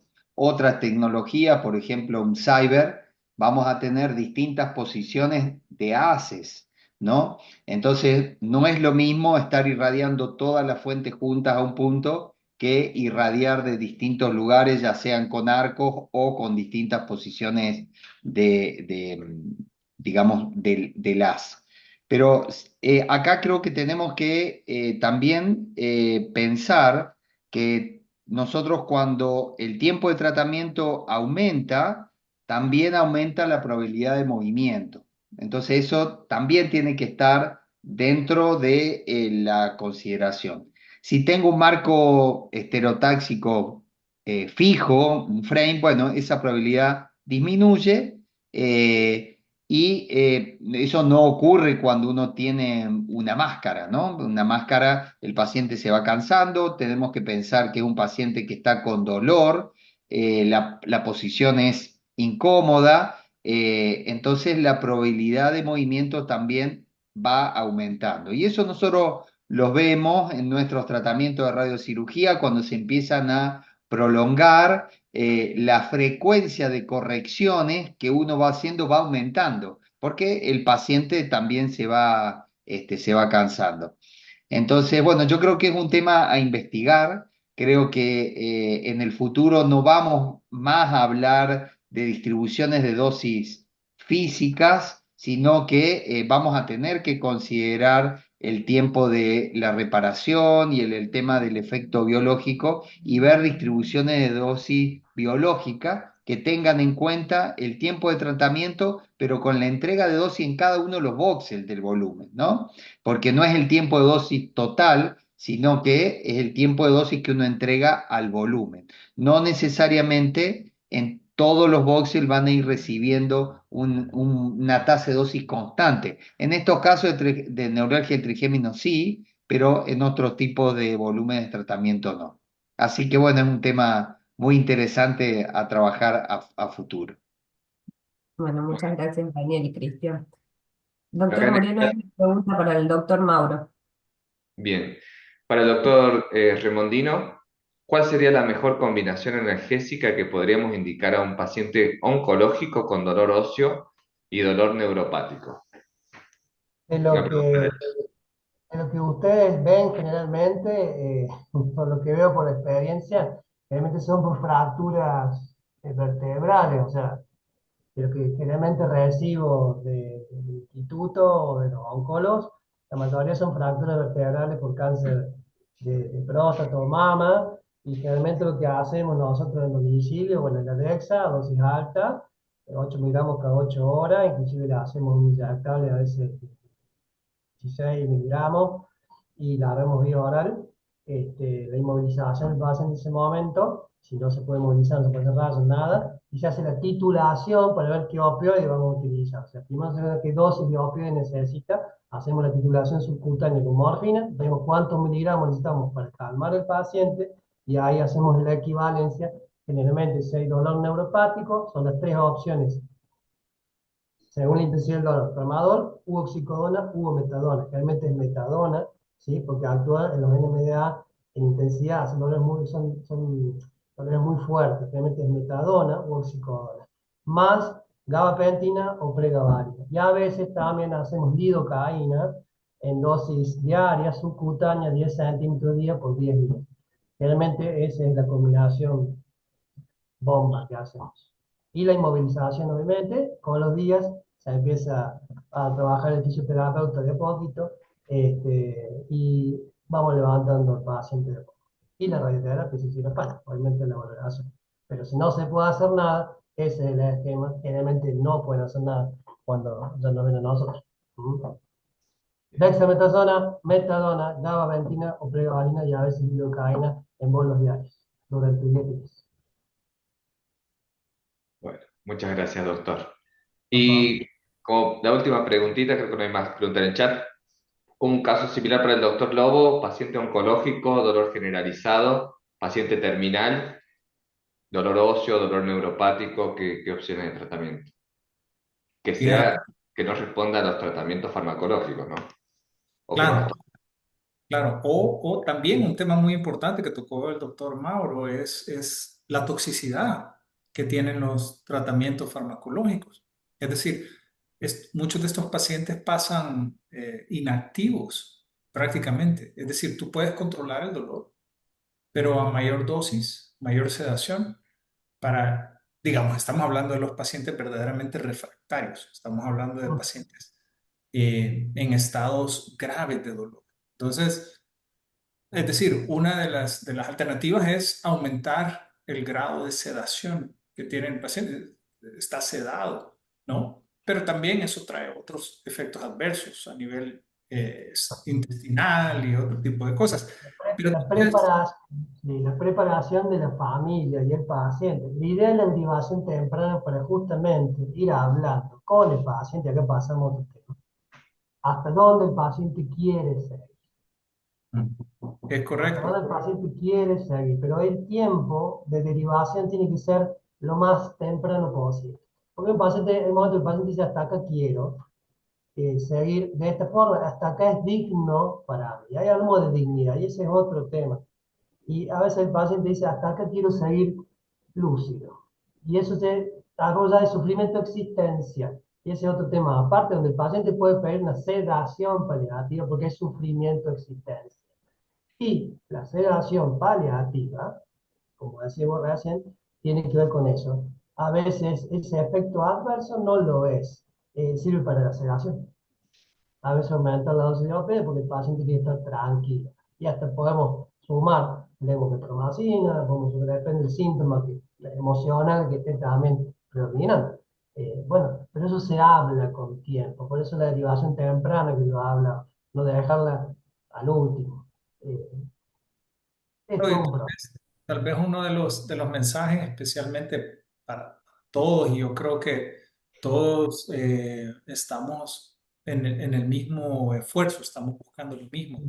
En el caso de El Salvador, o a lo largo de los países que me ha tocado ver, muchas veces, como bien dijo el doctor, es una fractura vertebral o dos. Eso se resuelve con una vertebroplastía, por ejemplo, ni tan siquiera con una radioterapia. Es decir, si tú estabilizas la vértebra, mucho del dolor se quitó. Entonces, ahora hay pacientes, obviamente, que por su enfermedad metastática ya no son candidatos a radioterapia, ya no son candidatos a vertebroplastías, tienen comprometidos plexos, como pueden ser pancoast, puede tener comprometidos plexos a nivel pélvico. Entonces, en esos pacientes es a donde el objetivo, por lo menos neuroradioquirúrgico, de un tratamiento es intentar hacer que un dolor refractario a tratamiento médico se vuelva respondedor a tratamiento médico. Es decir, los tratamientos que nosotros hacemos a nivel encefálico, hipófisis, tálamo, ímbulos, lo que buscan es poderle ayudar al equipo alopecista como al doctor Mauro a que sus medicamentos sean más efectivos, a que necesiten menor cantidad de dosis, a que haya menos toxicidad producto de ello. Entonces, digamos, si todos tenemos nuestras metas claras, nuestros objetivos claros, si hay una amplia comunicación entre los equipos de neurocirugía, radioterapia, medicina paliativa, oncología, Entonces, podés ir buscando momentos más adecuados en cuando ayudarle a un paciente, ya sea con una irradiación de una vértebra, vertebroplastía, o con un tratamiento más sofisticado que yo sé que está disponible en su región a través del excelente equipo que ustedes tienen en el Instituto Zunino. Es decir, estos tratamientos que hemos hablado de irradiación de hipófisis o del tálamo es algo que físicamente sí pueden hacer,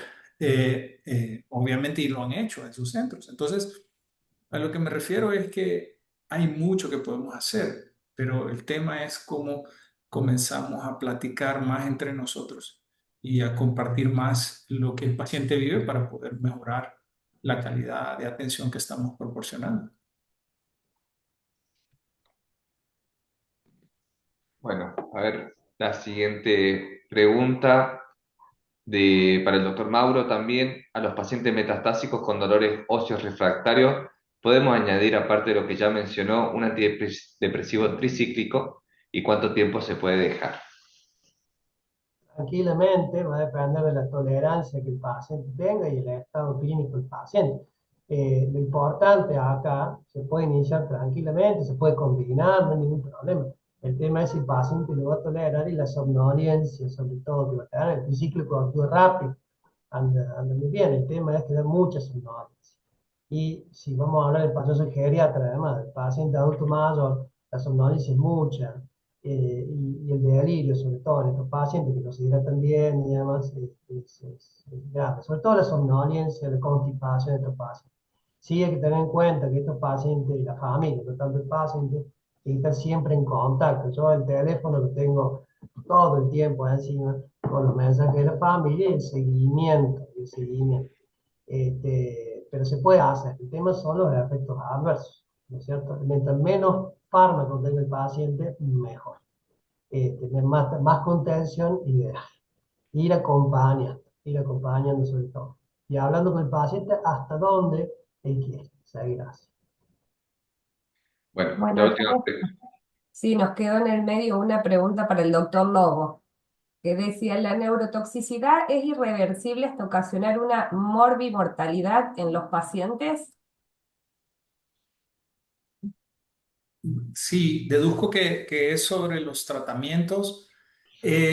La neurotoxicidad a la cual se refiere posiblemente hablamos, por ejemplo, en neurales del trigémino de una disestesia o parestesia, más bien dicho, porque disestesia es doloroso, pero disestesia es una sensación a donde ya la cara empieza a no sentirse igual. Y eso, dependiendo de la dosis que tú des al nervio trigémino, o es más o es menos, y qué tan cerca lo des al tronco, o es más o es menos. Nosotros medimos nuestro índice de disestesia a nivel de la cara, entregando 90 Gray alrededor del 28%, lo cual es alto. Con dosis menores, 80 Gray ha sido reportado alrededor del 15%. Ahora, hay una cosa curiosa. Por ejemplo, hoy estábamos en un retratamiento. Una paciente tratada en el 2017 de neuralgia del trigémino que comenzó hace un año su recurrencia. Pero si lo ves desde el punto de vista clínico, la paciente todavía tiene sensibilidad de la cara. Y lo que tú estás tratando de hacer radioquirúrgicamente es detener esa sensibilidad de la cara. Entonces, andar buscando esa disestesia.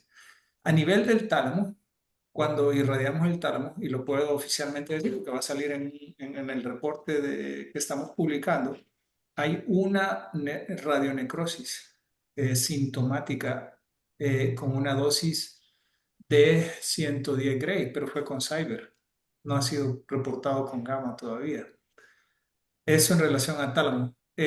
Con relación a hipófisis. La hipófisis es un tratamiento que quiere dar en un paciente terminal. Pero estamos midiendo endocrinológicamente cómo se comporta y recientemente radiológicamente a estos pacientes para ver qué pasa a nivel de la hipófisis.